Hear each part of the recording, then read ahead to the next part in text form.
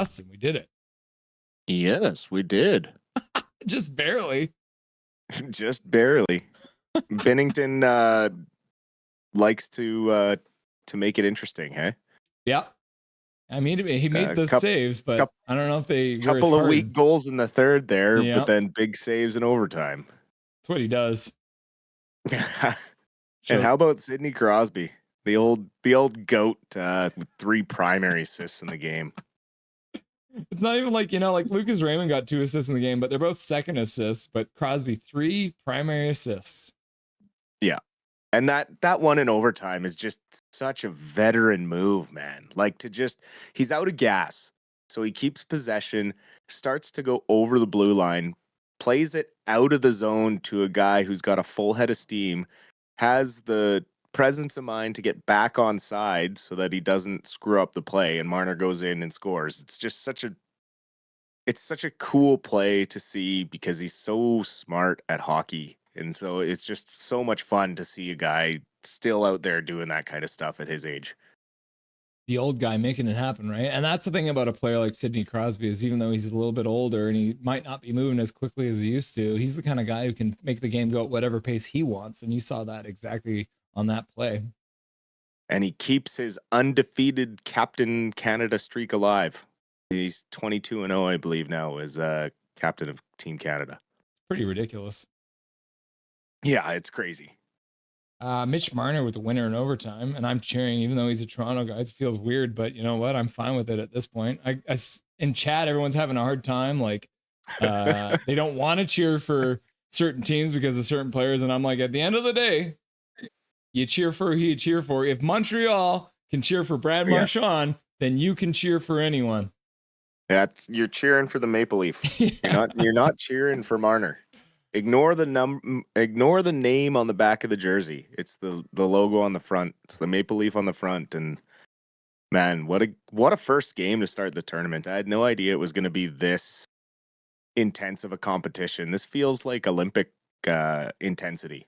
Yeah, absolutely. A lot more hitting than you thought. Like 20 hits for Canada, 21 hits for Sweden. And then even if you look at the block shots, right? Like in All-Star game, you never see a block unless it's on accident. Canada with 25 block shots tonight. They must be putting in the work there, maybe helping out Binnington more than he deserves. Well, and they kind of had to pick up the slack there, losing Theodore in the first period to the wrist injury. So really good team effort to hang in there. I don't know if they go back to Binnington. Even though he had a couple of big saves in overtime there, I think we probably see Hill in the next game. It wasn't Binnington's strongest effort up until overtime there. So also Gustafsson with a huge save late in the third there to keep it tie game and even get it to overtime. So a really, really fun game to watch overall. Luke Gadzik just came on the TV, so I had to turn it off. Ew. I had a couple of people in chat asking me, how is Petey looking tonight? And I said, I don't really know because I haven't really noticed him. And that's probably not a good thing, right? Well, I mean, it wasn't like any of Sweden's big players were doing much. Nylander and Pettersson probably didn't do as much as they should have. And Pettersson did get bumped up to that top line, I guess you could call it, where it was Forsberg, Pettersson, and Nylander. Mm-hmm. And they still couldn't really get anything going. So we'll see. It's hard to kind of mash these teams together and hope to get a goal. Hope to get gold. With Canada, it's a little different.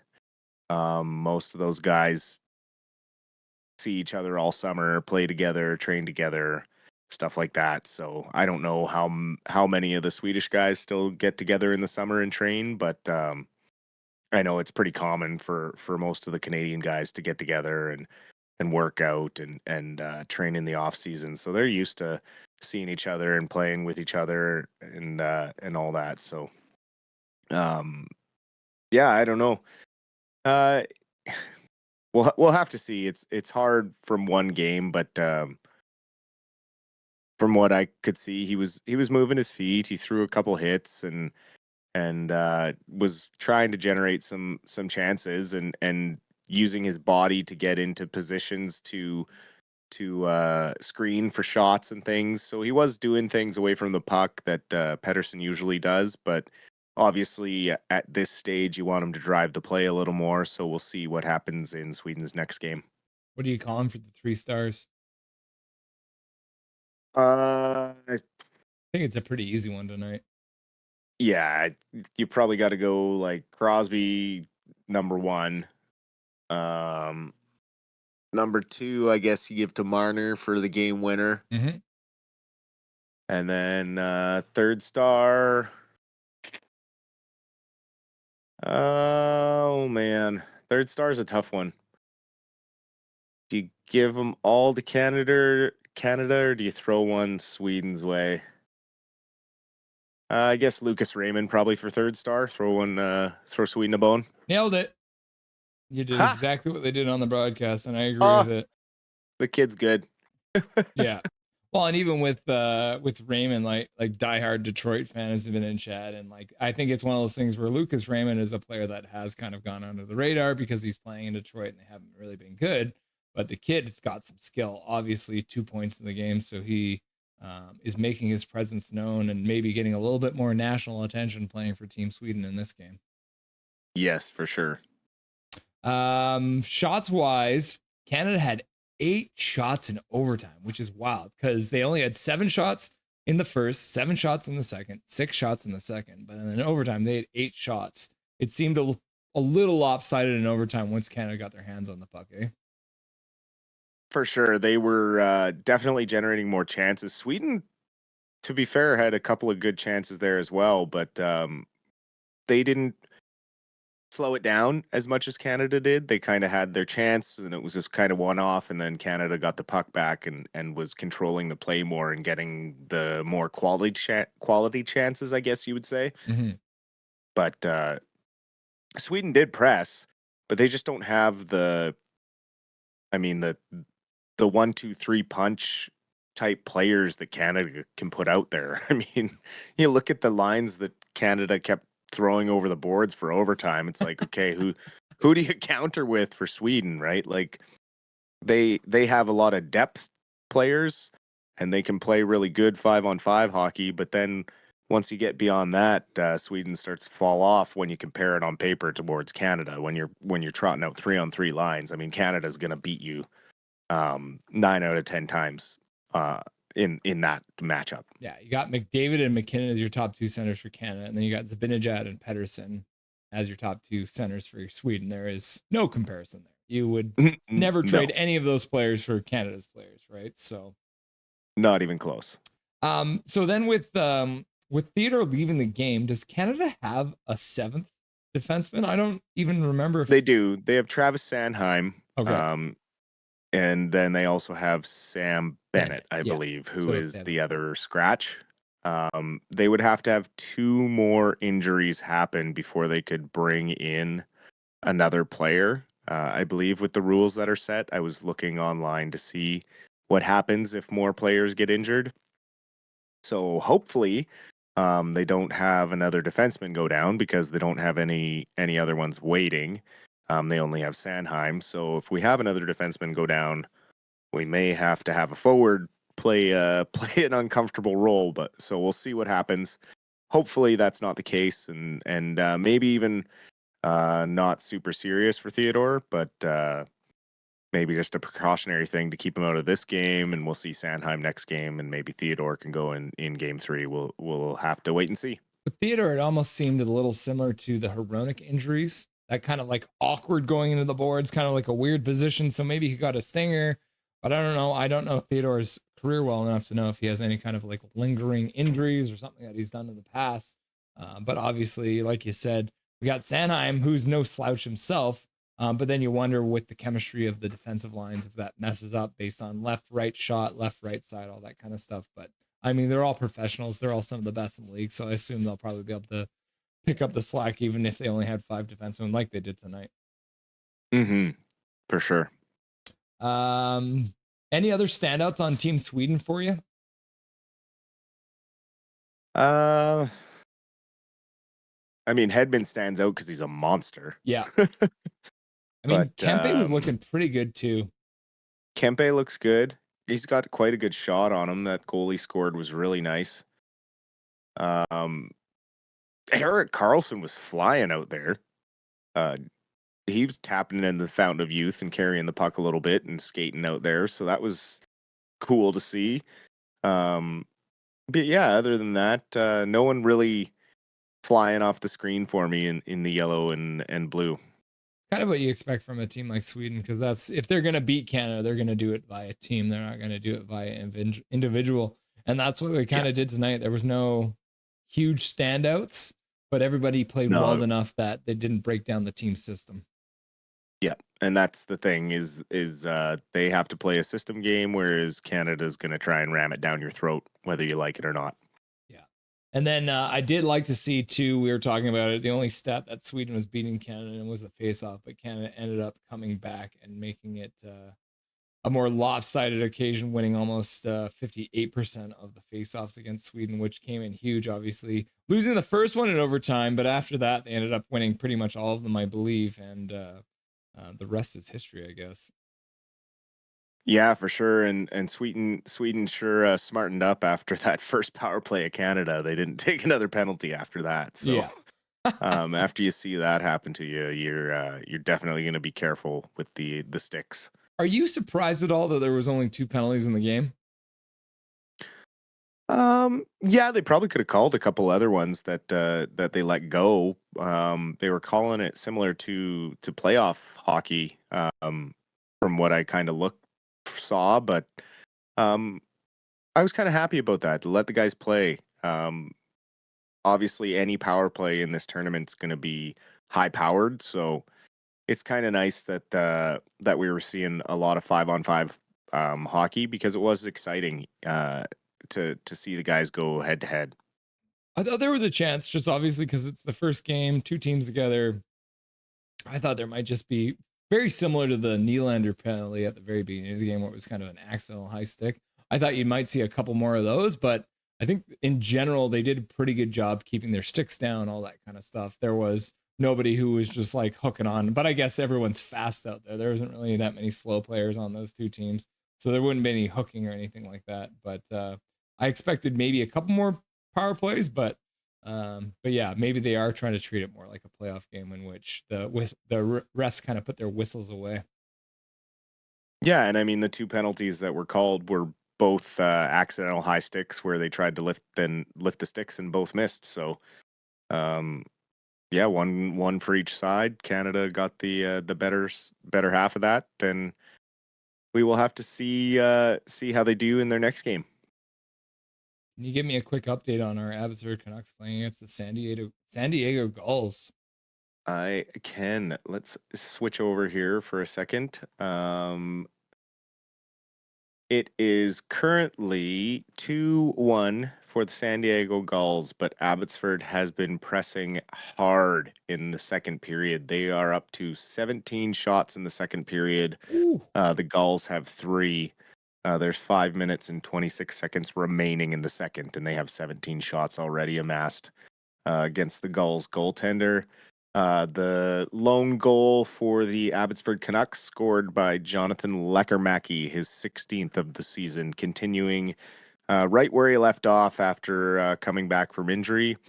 So that's his second goal since returning from that crash into the boards earlier this month. Well, it's funny too because I think I mentioned this when we were chatting the other day. I watched the highlights from the Saturday, February the 8th game against the Colorado Eagles, and the score, according to the highlights, was 5-2. But the 5-3 goal, which was the third goal, was Leckernacki. They didn't even show the Leckernacki goal. So I was happy to see him back in the lineup. So now he's got 2 goals in his last 3 games coming back from injury. So that's got to be a good sign moving forward for him, not feeling too many ill effects from running into the boards. Yeah, no, he looks good, and another nice goal set up. He was found the middle, open ice. Nice pass from Ty Mueller, um, right on his stick, and he chipped it over the goalie. Um, hopefully they can get another one here before the end of the second and go into the third, even tied 2-2. They are pressing hard, like I said, 17 shots. So they are working hard for it, but need to get one by the goalie here. We will update the final in the game on Saturday when we're watching the Canadians play against the Americans on Hockey Night in Canada. I guess it's not Hockey Night in Canada, but it is that Saturday night. So maybe they'll play the Canucks too, because the Canucks always love playing on Saturday night, right? Well, I guess so. It'll be a fun game. I mean, Canada versus US, that's the matchup everyone's kind of waiting for.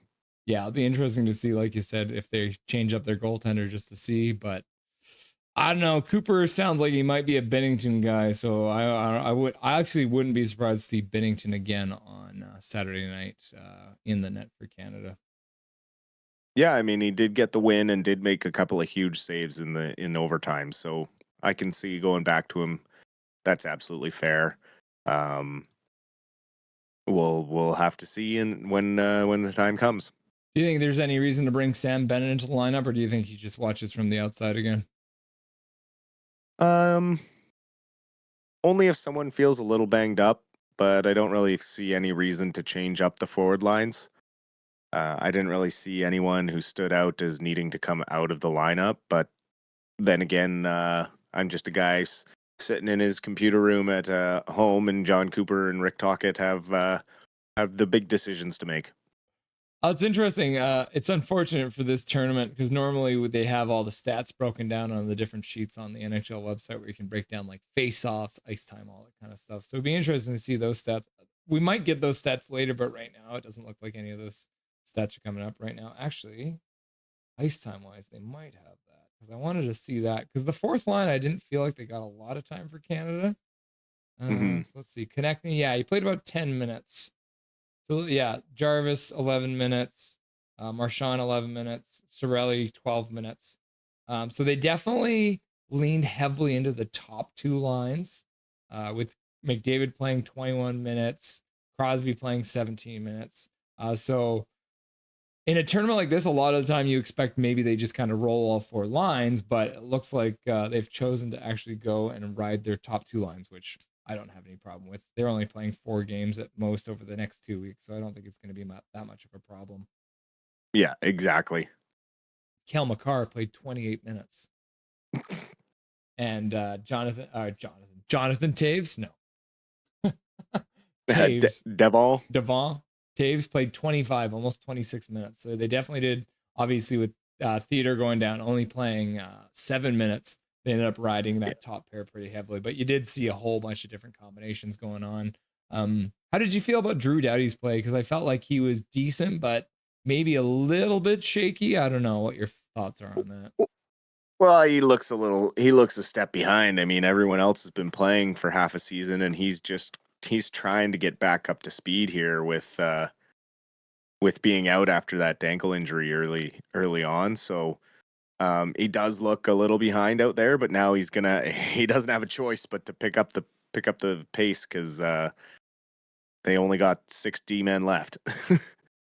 So looking ahead to Saturday night, what do you expect to see from the Americans without having watched them play yet? Physicality. That's one thing. That game is going to be physical. If this game had 50 or so hits, that game's going to have close to double that, I would guess. They're going to push just as hard with the forecheck. They're going to play a similar style of fast and hard on the puck. And any mistakes you make, they're going to make you pay. They have just as much talent scoring wise as Canada, so it'd be pretty evenly matched. And Canada's going to have to work a lot harder to beat Hellebuck than they did to beat Gustafsson in tonight. So it's going to be a tough test for sure. So you think I think probably the top team is going to end up finishing 3-0, right? But obviously with the points being a little different, which is what I actually wish they would do in NHL regular season play, which is the 3 points for the win. Me too. Do you think the 1 point given back to Sweden is going to come back to haunt Canada? Um, it could. It could. It's hard to say. Um, it depends what happens if they lose in regulation to the US, it could come back to haunt them for sure. Yeah, because I actually looked up the rules for tie breaks, and it's like if there's a two-way tie break, it's all these rules, and then if there's a three-way tie break, there's all these other rules, and it's like head-to-head matchups and goals for, goals against. It's crazy complicated, and in a 4-team tournament, there's a very real chance that there is going to be some tie breaks. So it should be interesting to see what comes out of that. Yep. Anything you want to say to chat before I let you go? Oh, thanks for hanging out for the Canada game, and look forward to seeing you all on Saturday. And we hope to have an update with the Abbey Canucks with a big comeback win. Hopefully, we'll have that for you on Saturday. Awesome, Dustin. Thanks for stopping by, and we'll see you on Saturday. Sounds good. Have a good couple of days here. Nothing is perfect.